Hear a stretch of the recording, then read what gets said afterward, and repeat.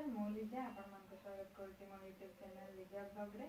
आज मु बनैबी चिकन बिरयानी किंतु ता आगु आपण मन मो यूट्यूब चैनल को सब्सक्राइब करि नियंतु। सब्सक्राइब करबा पई सब्सक्राइब बटन रे क्लिक करंतु आ मो आगु आसीथिबा सब नवा वीडियो को प्रथमे देखिबा पई बेल बटन रे क्लिक करबा को जमा भूलिबेनी।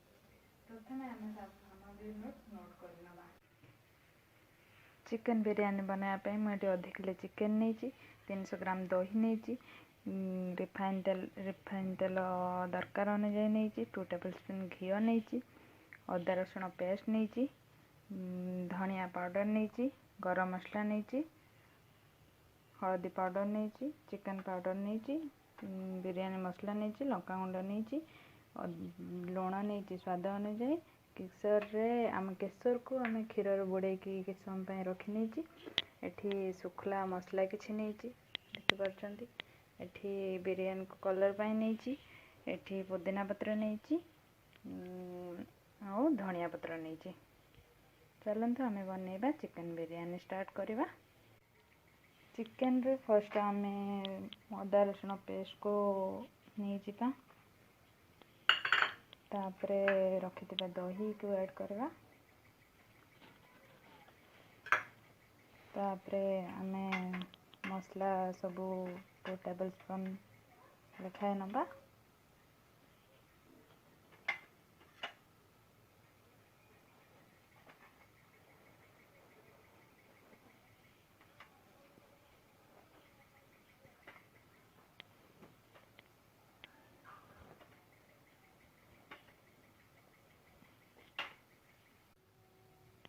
एथिरे कटा हेतिबा पुदीना पत्र को आमे किछि नबा तापरे को भलो भाबे गोळाई नबा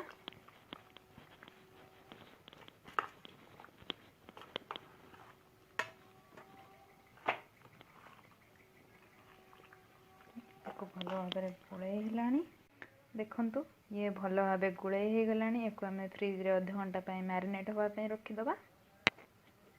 एबे हमर पानी फुटी आसलानी एबे हमें पके दबा किछि लूण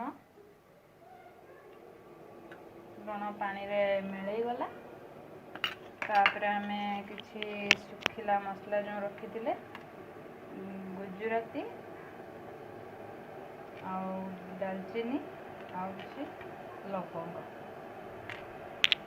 तापरे किछि रिफाइन तेल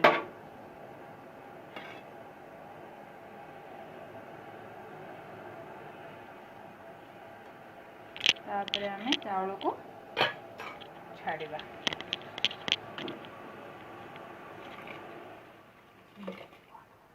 भात को मु 5-6 मिनिट पाई हाई फ्लेम रे बसई नहीं एबे हमें को छाणी नबा।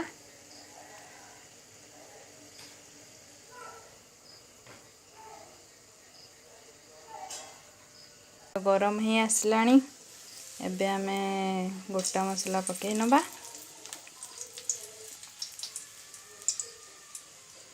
तापरे हमें गैस रो फ्लेम को टिके लो कर देबा तापरे हमें मैरिनेट हेतिबा चिकन को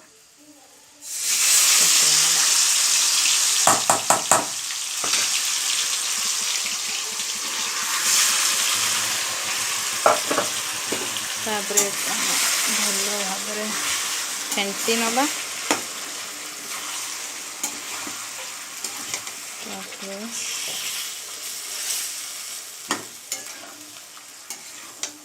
जेहेतु दही पड़ी से आम गैस रो फ्लेम को लो करदेले आम गैस रो फ्लेम को हाई करदेबा।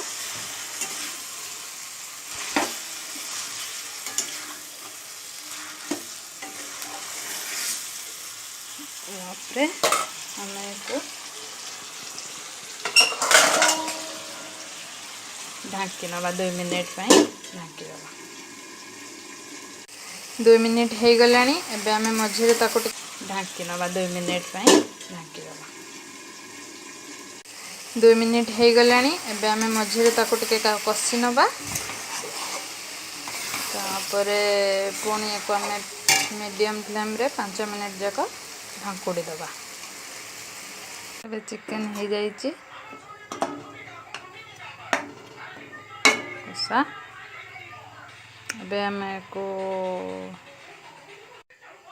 एबे हमें को लेयरिंग स्टार्ट करेगा।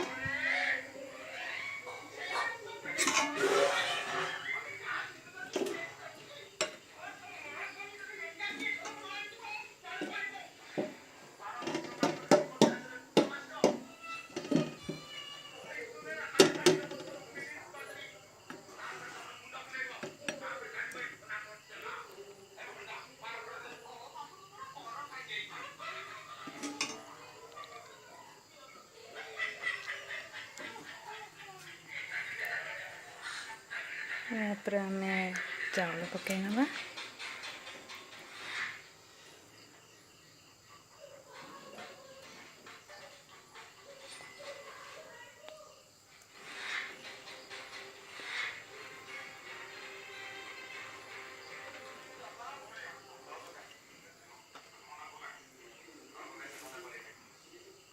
यापर आम पियाज पकईनवा।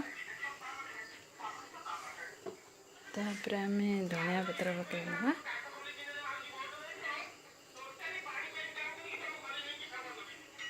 एबे लेयरिंग हो गला। तापर धनिया पत्र को आम पकईनवा।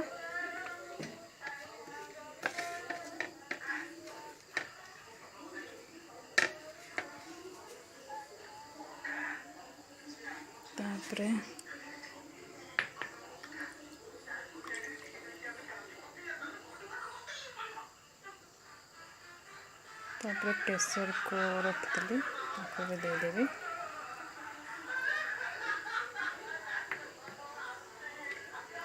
तापर हमें को गैस रे कुछ समय ढंकी स्टीम दे दबा। देखो प्रस्तुत हो गला चिकन बिरयानी।